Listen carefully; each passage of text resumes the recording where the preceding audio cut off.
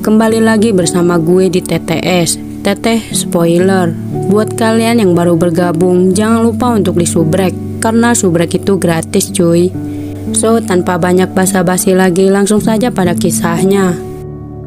Scene dibuka pada tahun 1975, di mana Solomon yang masih remaja sudah lama menyukai Hana sejak dulu hingga sekarang.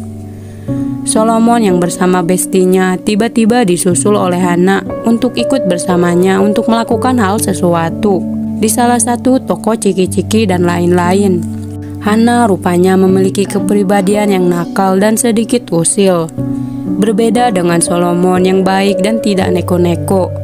Disinilah awal mula petaka bagi Solomon. Hana menyuruh Solomon untuk nyolong permen. Tetapi aksinya ketahuan oleh si Abah yang terus menatap sinis pada mereka yang mencurigainya sejak awal. Hana berhasil kabur melarikan diri. Berbeda dengan Solomon yang kurang gercep, alhasil ia pun ditahan dan dilaporkan kepada pihak kepolisian. Meski Solomon ini mampu membayarnya, tapi ia ingin merasakan bagaimana cara nyolong.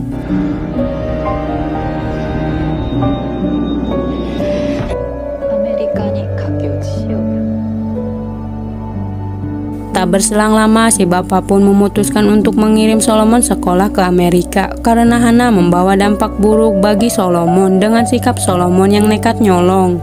Walau sudah mengelak bahwa Hana tidak ada kaitannya, si bapak bersikukuh akan mengirimnya ke Amerika.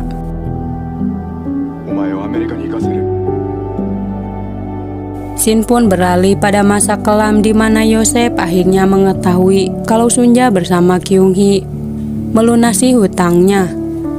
Namun bukannya senang karena beban hutangnya sudah lunas, justru ia sangatlah murka dengan sikap Sunja yang melunasi hutangnya. Karena menurut Yosef, ia sangatlah hina karena tidak bisa melunasinya sebagai kepala rumah tangga. Ia terus bertanya kepada Sunja bagaimana Sunja ini bisa mendapatkan jam spesial, sedangkan ibunya seorang janda yang mengelola pondok penginapan.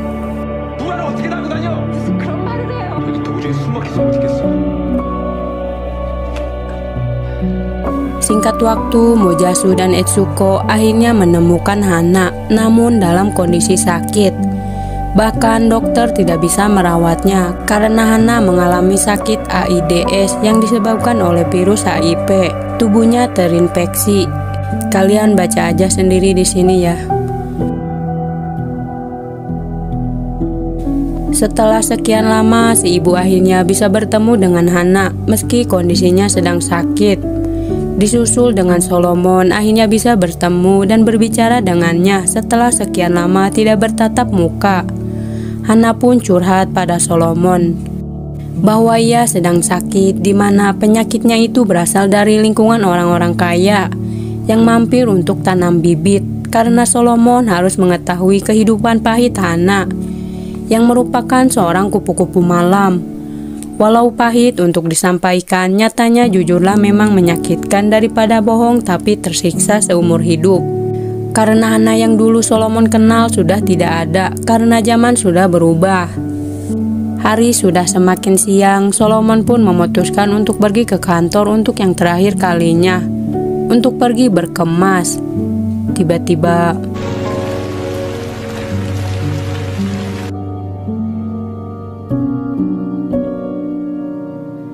tak lama seorang pria datang, yaitu Mamoru Yoshi, untuk mengajaknya bekerja sama membuka pachinko di negara luar. Karena di negaranya sudah dikuasai oleh pasar bapaknya, yaitu Mojasu, yang terkenal dengan pachinkonya. Namun Solomon tidak yakin dengan hal itu karena bukan ahlinya, meski ia adalah anak dari bos perjudian dan tidak tertarik. Tetapi ia juga meragukan Pak Yoshi yang berhasil mengantongi izin membuka pachinko karena tidak mudah untuk membuka bisnis tersebut.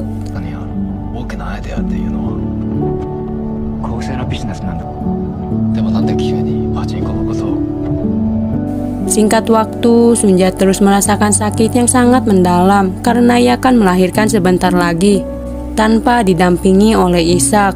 Lantaran Sunja menyuruhnya untuk mencari Yosef yang keluar rumah marah-marah karena masalah hutang pihutang. Dan benar saja, Yosef hampir saja adu jotos dengan warga lain dalam pengaruh alkohol. Ditambah ia juga kesal dengan dirinya sendiri karena tidak menjadi kepala keluarga yang baik.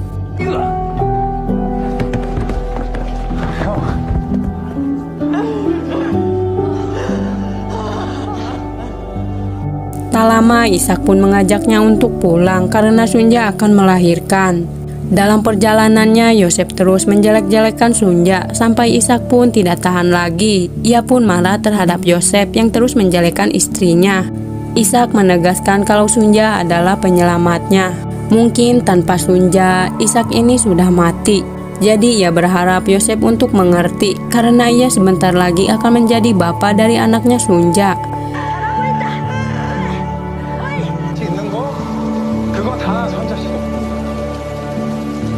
Scene kembali pada era modern di mana Emas Sunja menggantikan Etsuko untuk mengelap kaki Hana. Emas Sunja meminta Hana untuk tidak berbuat kasar pada ibunya karena ia sudah berbuat banyak untuk mencari Hana sampai menghabiskan duit untuk mencarinya. Karena jika tetap di sini, Hana akan menghancurkan Solomon. Dari sinilah Hana sangat membencinya sejak Emas Sunja berkata seperti itu.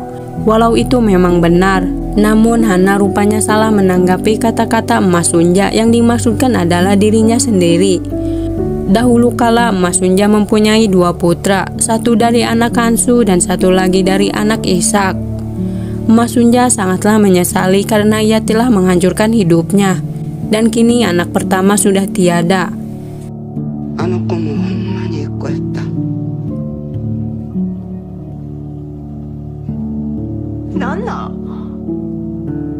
Tak berselang lama, emak-emak datang untuk membantu proses persalinan Sunja karena Sunja tidak juga dibawa ke bidan.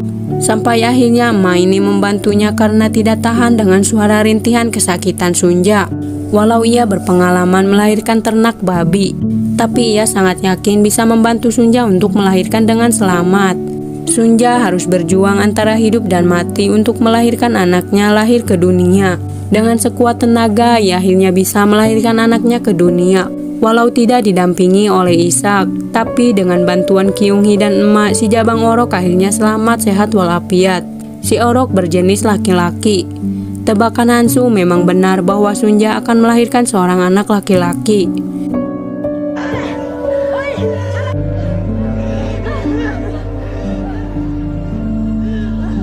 Setibanya di rumah, Ishak dan Yosef sangatlah antusias dengan si Orok sudah lahir ke dunia. Sunja dan Ishak meminta Yosef untuk memberikan nama pada anaknya. Meski awalnya tidak mau, pada akhirnya ia pun lulus setelah menggendongnya dan memberi namanya yaitu Noah.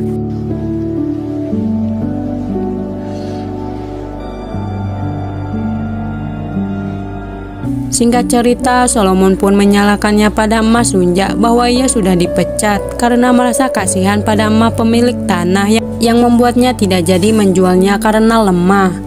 Emas Sunja terus meyakinkan Solomon kalau itu bukan kelemahan ataupun kehancuran, tapi Solomon tidak mempedulikannya.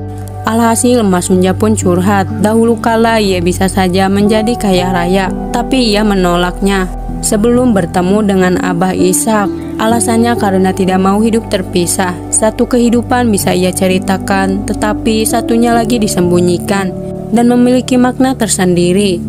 Emas Sunja dengan bijak berkata bahwa kesuksesan adalah bagaimana ia mencapai kesuksesan itu.